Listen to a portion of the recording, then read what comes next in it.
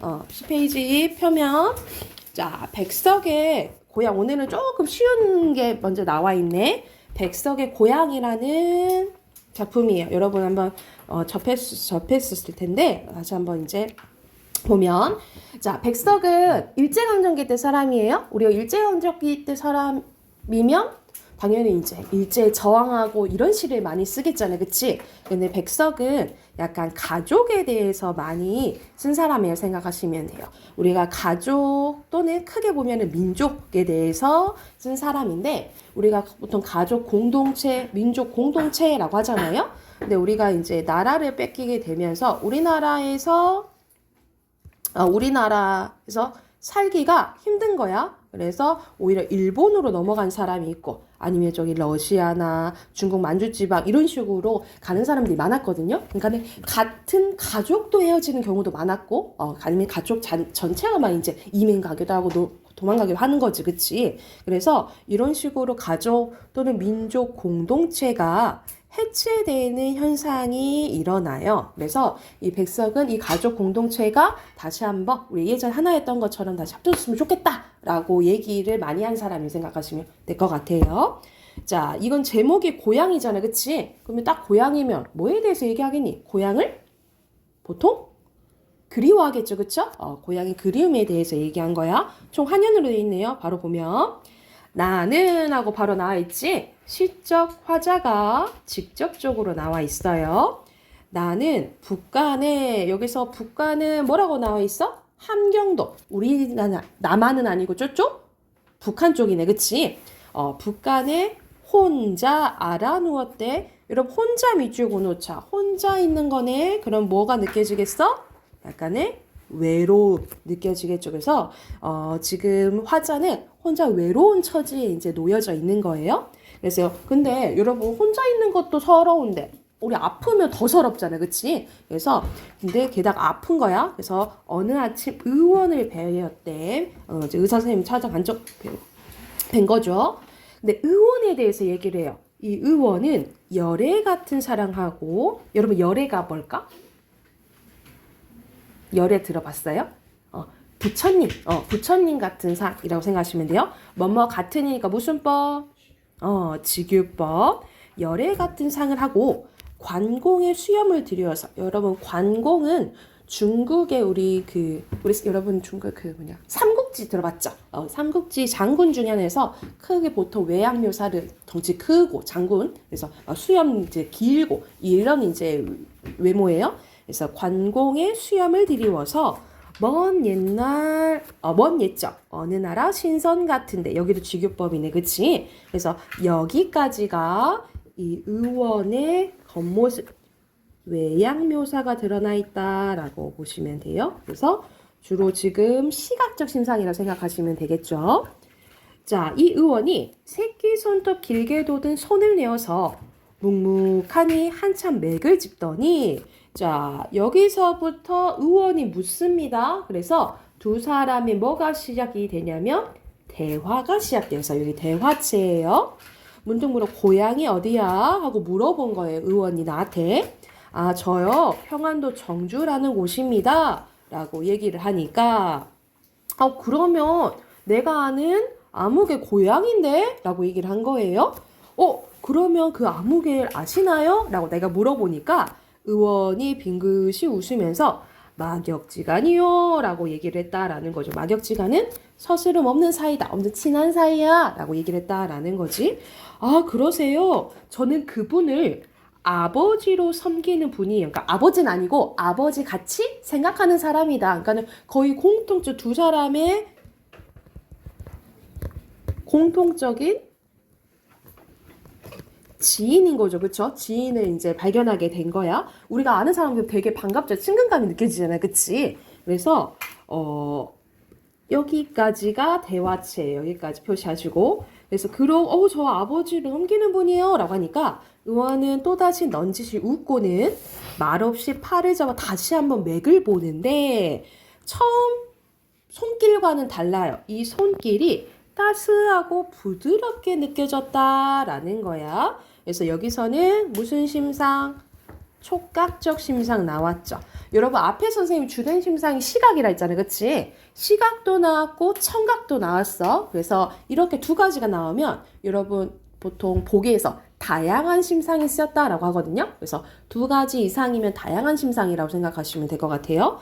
그래서 이 손길을 통해서 뭘 떠올리냐면 고향도 아버지도 아버지의 친구도 다 있었다. 이 아버지의 친구가 아무개 씨겠죠. 그렇죠? 그래서 이 손길을 통해서 이 고향, 아버지 친구를 떠올리게 된 거예요. 그래서 이 손길은 어떤 역할을 하냐? 고향과 가족을 떠올리게 되는 매개체 역할을 한다라고 보시면 돼요. 그래서 이 전체적으로 고향에 대한 그리움이 나타나는 시라고 보시면 됩니다. 그래서 그렇게 시 파악하는 게 어렵진 않죠? 그래서 바로 주제 써놓을게요. 주제는 고향과 가족에 대한 그리움입니다.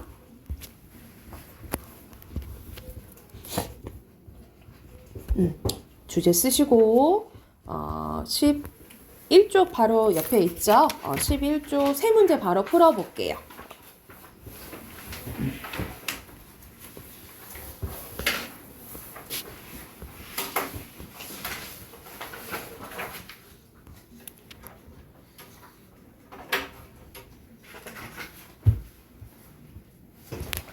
자, 채점해 봅시다. 자, 1번에 여기서 적절한 것은 여기서는 대화 형식은 맞지만 교훈 아니잖아요. 그쵸? 그리고 외적 상황까지는 모르겠고 반복되는 거 아니고 공간적 변화도 없고요. 5번이죠. 혼자 말했다가 대화 나오지. 그리고 2번에 기억은 북한이고 저기 함경도 지방이라고 했잖아. 그치? 그래서 화자가 지금 있는 공간이고 나는 평안도 정준이니까 화자의 고향이죠. 그래서 답은 2번입니다. 그리고 3번에 적절하지 않는 거 봐볼게요. 여러분, 선생님이 백석의 시 중에는 고향을 다룬 작품 윤현실의 전통적인 삶의 모습을 묘사한 작품과 고향을 상실하면서 생긴 그리움을 표현한 두 가지로 나뉘어진다라는 거지. 이 시는 후자인데 한편의 짧은 이야기를 읽는 듯한 느낌을 주지요. 그래서 영상물을 만드는데 여기서 관련 없는 거 고르면 되잖아요. 그쵸? 처음 시작할 때는 어떻게 나와? 처음 시작할 때는 아파서 의원을 뵌다라고 나오는 거야. 처음부터 회상해요? 처음부터 회상 안 해요. 이 회상은 나중에겠지, 끝에? 답 2번입니다.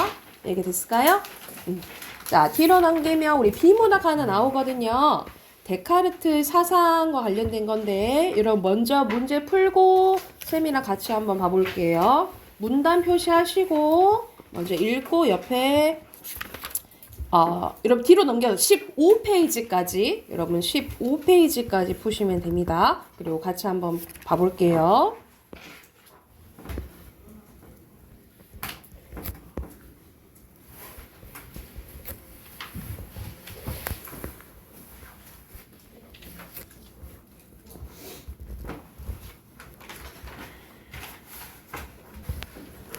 자, 질문 같이 한번 봐볼게요. 12쪽.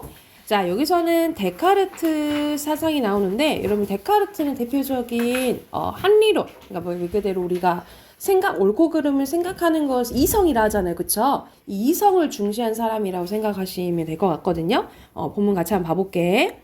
프랑스 철학자 데카르트는 자신의 저서 방법소설에서 진리에 도달하기 위한 방법으로 4가지를 얘기했는데, 첫째는 분명하게 참인 것만, 진짜인 것만 받아들일 거. 둘째는 문제를 다루기 쉽도록 가능한 작은 부분으로 나누어 검토할 거. 셋째, 분석으로 밝혀진 단순한 진리에서 순서를 쫓아 복잡한 것에 이를 거. 넷째, 빠뜨린 점은 없는가 검토할 거. 그래서 이 방법을 통해서 모든 알미의 출발점이 될 확실한 지식을 발굴하고 여기에서부터 자신과 세상에 대한 지식체계를 세우려고 했어요. 그러니까는 정말 누구나 옳다고 생각하는 그 진리를 이제 찾으려고 했다 이 말이야. 그렇다면 모든 지식의 기초가 될 가장 확실한 지식을 어떻게 얻을 수 있을까? 그는 그 방법으로 방법적 회의를 제시하는데요. 의심할 구석이 하나도 없는 지식을 얻기 위해 생각해 볼 수 있는 모든 것을 다 생각하는 거야. 도마에 올려놓는 거예요. 데카르트는 우리가 보고 듣는 모든 것이 과연 확실한지를 묻습니다. 먼저 일상의 경험이 혹시 꿈에 지나지는 않는지 의심해 보는데 다음으로 2 더하기 3은 5와 같은 논리적 지식에 대해서 의심합니다. 사실 2 더하기 3은 7인데 악마가 5라고 믿도 우리 속이는 건 아닐까? 그래서 우리가 진짜 당연하다고 생각하는 것도 진짜 옳은지 생각해야 된다 이 말이지. 황당한 의문이지만 데카르트는 이토록 철저하게 물음을 거듭했대. 그러나 아무리 의심해 보아도 도저히 의심할 수 없는 지식이 있는데 그것은 내가 생각한다라는 사실이에요. 우리 계속 생각하잖아, 그치? 이 세상에서 일어나는 일이 모두 꿈이라 해도 2 더하기 3은 5인데 이게 거짓인데 악마가 나를 속이고 있다 해도 꿈을 꾸거나 속고 있다는 나는 반드시 존재하죠. 그래서 이로부터 데카르트는 세상에서 가장 확실한 지식으로 다음과 같은 명제를 이끌어냅니다. 그게 뭐야? 나는 생각한다. 그러므로 나는 존재한다 라는 유명한 말을 했어요. 데카르트는 이 확실한 명제에서 출발하여 세상의 모든 지식을 다시 구성하는데 그는 여기 밑줄 건너죠 여러분. 필연적이면서도 필연적인 반드시 와야 되는 거지. 확실한 명제를 토대로 삼아 오로지 이성, 머리로 생각하는 거, 이성의 힘에 의존해서 다른 사실들을 논리적으로 추론해내요. 이 방법을 뭐라 했다는 거야?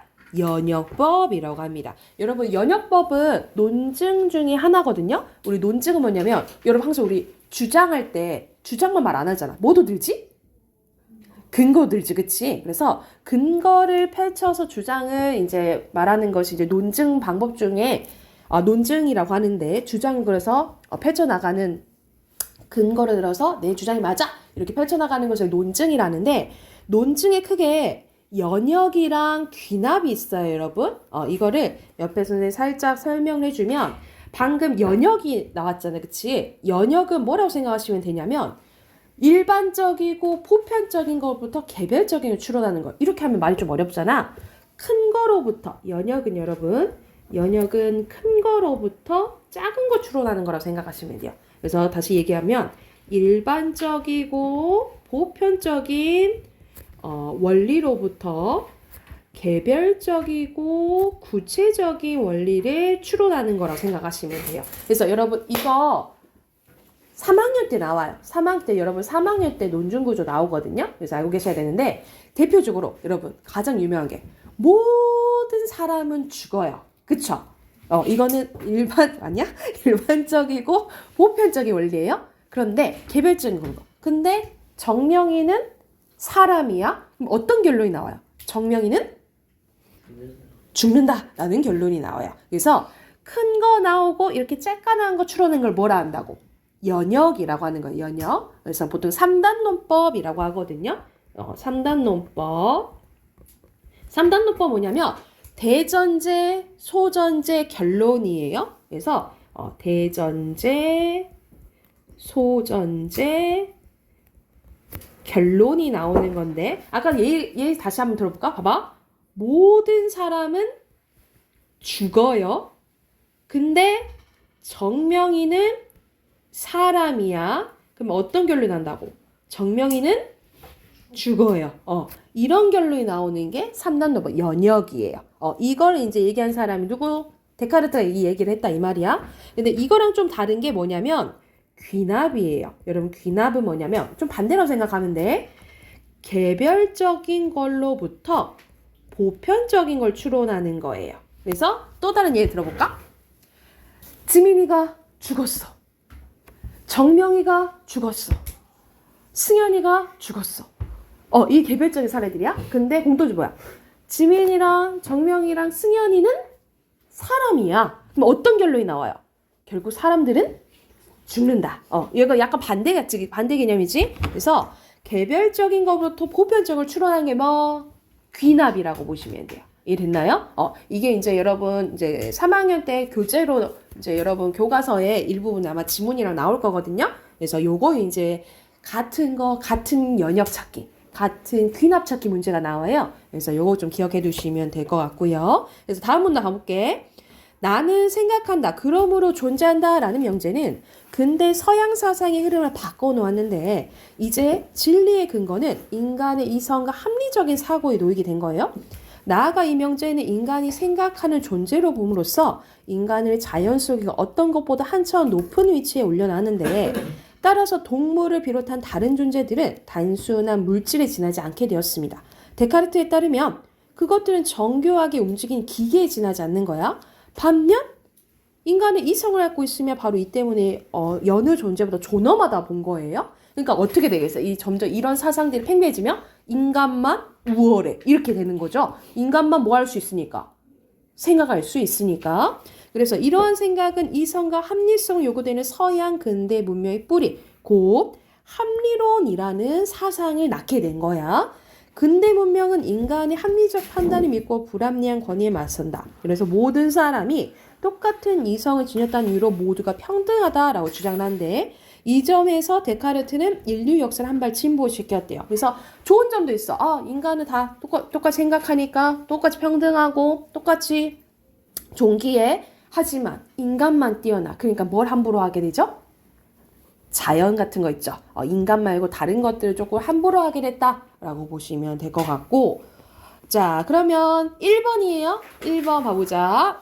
알맞지 않은 것은 여기서는 경험, 감각 이런 거 나오나? 아니고 뭐를 통해서 판단한다 했어? 데카르트는 생각, 이성을 통해서 판단한다 했어요. 경험, 감각 이런 것들 아니 잠깐만 뿐 아니라 논리적인 지식이니까 맞네.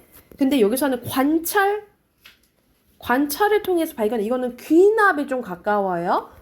4번입니다. 여러분 1번이 4번이고요. 2번에 세상의 진리를 탐구하는 과정을 사용한 방법으로 알맞지 않은 것은 여기서는 여러분 1문단 참고하시면 되거든요. 1문단에 4가지 방법 나오잖아요. 그치? 그 해당되지 않은 것은 묶는 거 안 나오죠? 4번이에요. 자, 여러분 3번 가볼게. 3번 보기 봐보면 하이데거가 나오네요. 하이데거는 존재의 철학자라고 불리는데 우리 문명의 코드인 과학적 논리적 사고는 인간의 잣대로 세상의 존재들을 해석하고 평가하려고 합니다. 따라서 세상 존재들을 이성적으로 얼마나 잘 파악될 수 있느냐에 따라서 객관성과 엄밀성이 결정되며 여기에 따라 가치가 매겨집니다. 하지만 하이데거는 인간이 아닌 세상 존재 그 자체에 더 가치를 두는데 세상은 우리가 어떻게 평가하든지 간에 이미 의미를 갖고 있어요. 우리가 정신을 통해 세상을 파악하는 것이 아니라 세상의 가치가 우리의 정신을 통해 드러나는 거다. 이렇게 봤다라는 거지. 그래서 보기의 관점에서 데카르트 사상을 비판한 내용으로 적절하지 않은 것은 여기서 마지막 문단 보면은 인간은 다 평등하다고 주장했다 했잖아. 데카르트는 불평등? 아니죠. 1번이네요. 1번이에요. 뒤로 넘겨서 어휘 봐볼게요. 자, 첫 번째 존엄, 토대, 그 다음에 명제고요. 4번에 회의예요. 됐나요? 그리고 밑에는 연결하는 거네. 디귿, 기역, 니은이고 그리고 8번에 정교하다, 9번에 필연적, 10번에 발굴이에요. 그래서 오른쪽에는 이제 데카르트의 이원론적 사고관이란 말이 나오는데 이런 마지막 문단만 좀 보면 될 것 같아. 자, 데카르트 사상은 부작용도 나왔는데 이 부작용에 대해서 본문에는 안 나왔잖아요. 그치? 여기서는 선생님이 말한처럼 인간이 최고야 이렇게 돼버리잖아요. 그치? 인간을 주체로 자연을 객체로 만들었는데 이게 기계적 이원론이고 이러한 사고방식이 뭘 나왔어? 자연 지배 사상을 이어진 거예요. 그래서 최근에는 이런 데카르트 사상에서 벗어나 인간과 자연을 하나로 보려고 하는 게 좀 중요하다. 이런 이제 내용이라고 보시면 될 것 같아요. 그래서 밑에 빈칸 5고요. 2번도 5예요. 여기가 됐을까요? 우리 문법책 꺼내볼게요. 그럴까요? 갔다 오세요.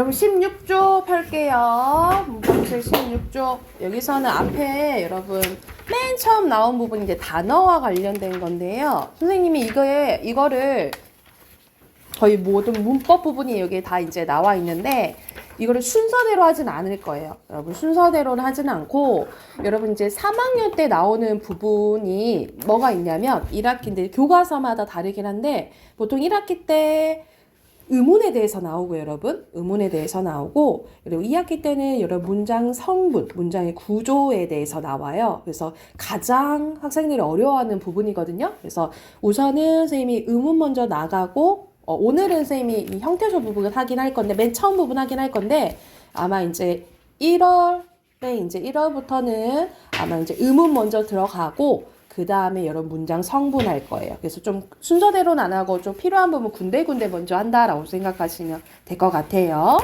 자, 오늘 할 부분은 16조 기본적인 단어의 기본 형태소부터 나오네. 원래는 제일 먼저 할 때 의문부터 해야 되거든요. 의문이 제일 가장 작은 거야. 여러분 간단하게 의문은 뭐지? 선생님이랑 많이 했는데 의문이 뭐죠? 의문표. 의문표요? 물음표요? 아니 이 의문 말고 의문이요. 의문이요. 이 의문은 간단하게 여러분 뜻을 구별해주는 단위인데 크게 자음과 모음 생각하시면 돼요, 여러분.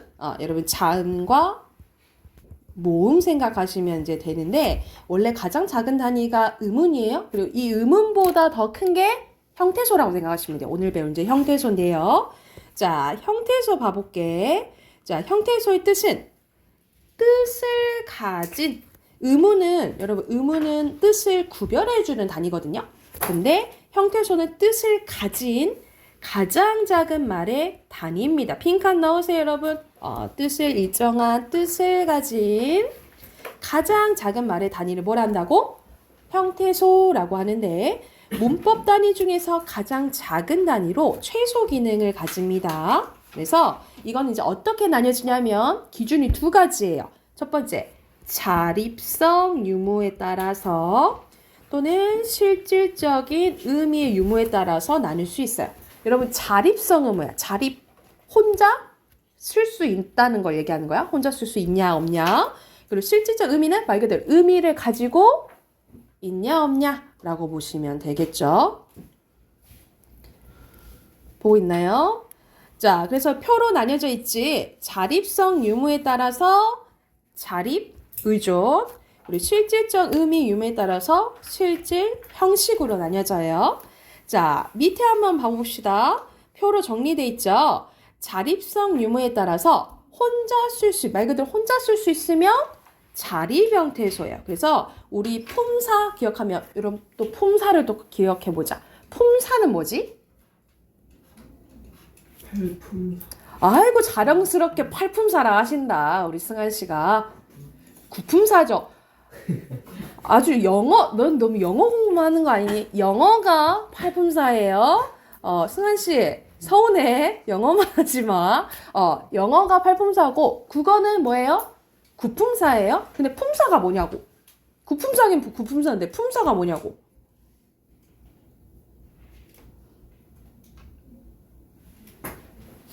자, 품사는 우리 사용하는데 말이 다 단어잖아요. 그쵸? 단어가 우리가 엄청 많은데 이걸 나눠놓은 갈래가 품사라고 보시면 돼요. 이해됐죠? 단어들의 갈래야. 그래서 여러분 봐봐. 옆에 봐봐. 명사, 대명사, 수사, 관형사, 부사, 감탄사는 총 1, 2, 3, 4, 5, 6, 6개죠? 요것들은 자립형태소야. 요것들은 자립형태소야. 근데 나머지 의존 형태소는 혼자 쓸 수 없는 것들을 얘기를 하는 거예요. 그 중에 조사, 그리고 접사, 그리고 용언의 어감, 어미. 여기서는 선생님, 요 조사 있고 나머지 동사, 형용사는요? 동사, 형용사는 나뉘어져요. 예를 들어서 여러분 동사 중에 먹다 있잖아요. 그치? 동사 중에 먹다가 있는데 이 먹다는 하나가 되는 게 아니고 이렇게 나뉘어져요. 그래서 요 먹을 여러분 먹다는 바뀌잖아. 우리 바뀐 현상을 활용이 나왔는데 먹다, 먹니, 먹구나 이렇게 바뀌잖아요. 그렇죠? 이렇게 바뀌는데 바뀌지 않은 부분을 먹은 안 바뀌잖아. 간이라고 하고요. 뒤에 바뀌는 부분 있죠. 뒤에 바뀌는 부분을 어미라고 해요. 그래서 용어는 여기 동사, 형용사 얘기하는 거잖아. 이 용어의 어간, 어미는 이렇게 나뉘어서 다 각각 혼자 쓸 수 없는 무슨 형태소? 의존 형태소라고 보시면 돼요. 의존 형태소예요. 그래서 자 나머지 이렇게 6개는 자립이고 나머지 것들은 조사, 접사, 용언의 어간, 어미는 다 뭐다? 의존 형태소다라고 보시면 돼요. 혼자 쓸 수 있다, 없다? 없다. 그리고 의미를 갖고 있는 모든 형태소는 또 실질 아니면 형식인데 실질은 의미를 갖고 있는 거예요. 그래서 앞에서 모든 자립 형태소 있죠. 모든 자립 형태소는 의미를 갖고 있어요. 실질이에요. 그래서 여러분 기억해야 돼. 관형사랑 부사도 혼자 쓸 수 있는 거고 다 의미가 있는 자립 형태소라고 보시면 되고요. 앞에서 있는 용언의 어간 있죠. 용언의 어간까지가 실질이에요. 여러분 봐봐. 의미가 있잖아. 그치? 이거는 실질이고 여기 뒤에 있는 것들 어미 있죠. 이거는 형식이에요. 의미 있어 없어? 없다고 보는 거. 없고 문법적인 역할만 한다라고 보는 거예요. 그래서 빈칸 문법입니다. 문법적인 관계만 나타낸다라고 생각하시면 돼요. 그래서 앞에서 나왔던 조사나 접사나 어미는 뭐다? 형식이다라고 보시면 됩니다. 자, 여러분 일반적인 밑에 예시문이 나와 있는데 자, 이거는 형태소로 다 나누는 거야. 근데 먼저 여러분 단어로도 나눌 줄 알아야 되고 형태소로 나눌 줄도 알아야 돼. 먼저 단어로 나누면 어떻게 나누냐면 그는 오늘 학교에 늦게 갔다. 이거잖아요. 그쵸? 문장이. 그래서 선생님 이렇게 나누는 거 있죠? 이거는 단어로 나누는 거예요. 그럼 단어로 나누면 몇 개인 거야? 하나, 둘, 셋, 넷, 다, 7개인 거예요. 단어로 나누면 몇 개? 7개인 거야. 그런데 형태소로 나눴을 때는 몇 개인 거야? 하나, 둘, 셋, 넷, 다, 7, 8, 9, 10개 맞지? 둘, 넷, 여섯, 여덟, 10개 맞죠? 형태소로는 뭔 거예요? 10개인 거죠. 그래서 이렇게 나눌 줄 알아야 돼요. 여러분이 같다라를 보고 같다는 각 플러스 앗 플러스 다네 이런 식으로 나눌 줄 알아야 돼요. 그래서 각각 보고 그 자립실질 는은 조사잖아. 의존 형식. 오늘 자립실질. 학교 자립실질의 조사잖아요. 의존 형식. 늦 이거는 어간이니까 의존 실질이에요. 개는 여러분 이건 어미거든요. 어미니까 의존 형식. 가 의존 실질. 앗 이거는 여러분 이것도 선어말 어미거든요. 그래서 의존 형식. 다도 어미니까 의존 형식인 거예요. 이해됐을까요? 이런 식으로 여러분 어미인지 어간인지 구별할 줄 아셔야 돼요. 예를 들어서 나는 꿈을 꾼다 라는 예시가 있어. 얘기가 옆에서 쌤이 나 아는 했잖아요. 그때 행복합니다 했어. 진짜. 승야, 이거 단어로 나누면 몇 개일까요? 6개? 어떻게 6개? 나는 꿈을 뒤에 서술어는 단어로 나오면 한 번의 단어예요. 이거. 그러면 단어 몇 개? 5개인 거야. 이해됐어요? 자, 형태소로 나눠볼게. 자, 형태소로 나누면 어떻게 될까? 여러분 나눠보자. 어떻게 될까? 는이죠? 그리고 그 다음에 꿈은 우리 하나의 명사잖아. 그치? 근데 원래 기본형이 있죠. 원래는 꾸다죠. 꾸가 있잖아. 근데 이 꿈은 어떻게 나눌 수 있냐면 꾸랑 미음으로 나눌 수 있어요. 이 미음이 어떤 역할을 하냐면 원래 꾸다는 품사가 뭘까? 꾸다의 품사는 뭐예요? 꾸다의 품사. 동사, 그치? 근데 꿈은 뭐예요, 꿈은? 명사, 그치? 그러면 이거는 명사를 만들어준 얘가 접사예요. 그래서 이렇게 나눌 줄 알아야 돼. 그리고 꿈, 울. 기본이 아까 뭐라 했지? 꾸다라 했지? 꾸. 근데 니은이 붙었잖아, 그치? 이 니은은 어떤 역할이냐면, 여러분, 꾸다랑 꾼다의 차이는 뭐야? 꾸다와 꾼다의 차이는? 이건 어떤 느낌이야? 뭐가 들어가? 의지. 꾸다와 꾼다. 이거는 현재 시제를 나타내 주는 거예요. 현재 시제. 이거 현재 시제 선어말 어미예요, 여러분. 그리고 다 이렇게 나눌 수 있어. 그러면 형태소는 몇 개예요? 하나, 둘, 셋, 넷, 다, 일곱, 8개지, 그치? 8개 이렇게 돼버리죠? 그래서 여러분, 이런 식으로 단어로도 나눌 줄 알아야 되고, 형태소로도 나눌 줄 알아야 돼요. 이해됐을까요? 그리고, 요렇게, 여러분, 이것처럼, 요렇게, 이것도 이렇게 나눌 줄 알아야 돼. 그래서, 접사인지, 어간인지, 어민지를 잘 보셔야 돼요. 이해됐을까요? 이해됐나요? 그래서, 여기 부분 예시로 써놓으시고, 예시문 써놓으시고, 밑에 언어 단위들과 형태수에 대해서 봐볼게요. 자, 언어 단위로는 소리 단위, 문법 단위가 있는데 이 소리 단위는 그 자체로 의미를 가지지 않으며 음소, 아까 말했던 음운 있죠? 음절에 해당되고요. 이 문법 단위로 의미를 가지는 거는 자, 가장 작은 게 뭐야? 형태소, 그거보다 더 큰 게 단어, 그거보다 더 큰 게 어절, 그거보다 큰 게 구, 그 다음에 큰 게 절, 문장이라고 보시면 돼요. 여러분, 요 순서 기억해. 형태소보다 큰 게 단어, 단어보다 큰 게 어절, 어절보다 큰 게 구, 구보다 큰 게 절, 절보다 큰 게 문장이라 보시면 돼요. 이해됐을까요? 그래서 요 순서대로 기억해 두시면 될 것 같고, 여러분, 오른쪽으로 가볼게. 우리 17쪽까지 우선 오늘 할게요. 17쪽 보면은 우리가 단어를 형성할 때 알아둬야 될 필수적인 단어예요. 자, 어근이 나와 있는데, 자, 어근은 단어를 형성할 때 실질적인 의미, 아까 의미를 나타내면 실질 형태소라 했잖아, 그치? 그 실질적인 의미를 나타내는 중심 부분을 어근이라고 해요. 여러분 봐봐. 예를 들어서 어머니긴 어머니인데 시어머니라는 말이 있어. 그러면 여러분 여기서는 시가 중요해, 어머니가 중요해? 어머니. 그렇지. 이 어머니에 해당되는 게 뭐야? 어근이라고 보시면 돼요. 어근이고 이렇게 어근에 붙어서 어근의 의미를 한정해 주거나 품사를 바꿔주는 역할을 하는 게 접사라고 보시면 돼요. 됐나요? 그래서 아까 접사는 무슨 형태소면서 무슨 형태소라 했지? 형태소. 아니지. 무슨 형태소면서 무슨 형태소라 했지? 자립 형태소. 의존이면서 형식이에요. 여러분, 접사는 외우세요. 의존이면서 형식이야.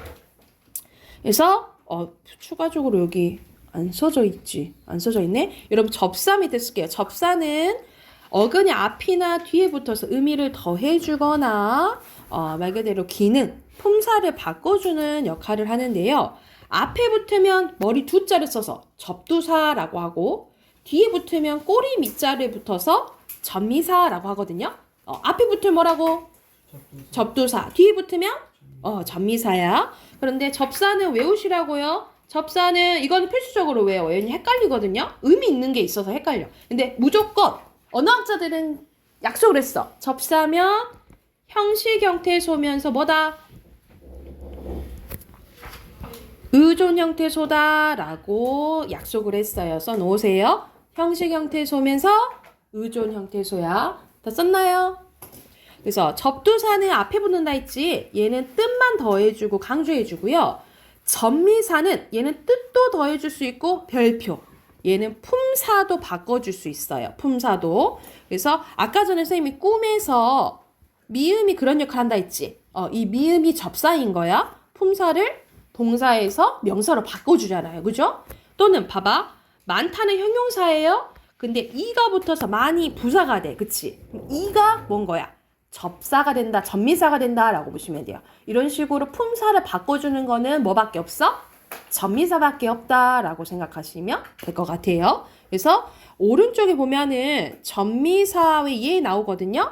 뭐뭐가, 뭐뭐개, 꾸러기, 기나 그래서 이 음이나 미음이 품사 바꿔주는 거야. 뭐뭐자, 과학자의 자, 쟁이. 여러분 쟁이는 속성을 많이 가진 사람이고 장이도 있거든요. 여러분 장이 들어봤지? 대장장이 들어봤죠? 그러니까 대장간에서 일하는 사람들. 이거는 전문적인 약간 기술을 가진 사람을 얘기를 해요. 그리고 뭐뭐질 도구라 얘기하는 거고 뭐뭐이는 명사를 만들 수도 있고 부사를 만들 수도 있고 이게 대표적인 접미사예요. 그래서 여러분 선생님도 가끔 헷갈릴 때가 있거든요. 이게 어근인지 접사인지. 근데 나오는 접사랑 접미사는 접사 중에 나오는 접두사 접미사는 많이 봐야 돼요. 그래서 외울 건 조금 외우셔야 되거든요. 그래서 요런 것들을 보통 접사라고 하구나 라고 기억을 해주시면 될 것 같아요. 그래서 봐봐. 여러분 예시 봐봐. 이건 하나의 어근이에요. 왜냐면 구랑 름 나눌 수 있어 없어? 없으니까 하나의 어근이야. 꽃바람은 어떻게 나눌 수 있어? 꽃과 바람 나눌 수 있죠? 어근 플러스 어근이야. 맨다리는 맨이랑 다리 나눌 수 있죠? 근데 여기서 맨이 접사예요. 맨이 접사고 지우개는 지우 플러스 개 할 수 있죠? 지우다는 원래 품사가 뭐야? 동사죠. 근데 지우개는 명사. 요게 접사예요. 이해됐나요? 그래서 여러분 이렇게 분석할 줄 알아야 돼. 자, 오늘 우선은 여기까지 할 건데요. 자, 오늘 일요일이죠. 다음 주 토요일 날 오는데, 다음 주 토요일 날 수업하고, 여러분, 일요일은 방학이에요. 일요일은 이제 방학이어서, 다음 주 단어 시작하는 단어 보니까 22강 할 차례더라고요. 단어 22강 공부해 오시면 될 것 같아요. 그리고 오늘 한 부분 또 복습하시고, 아셨죠? 그래서 다음 주에 이제 진도 나가서 문제 풀게요.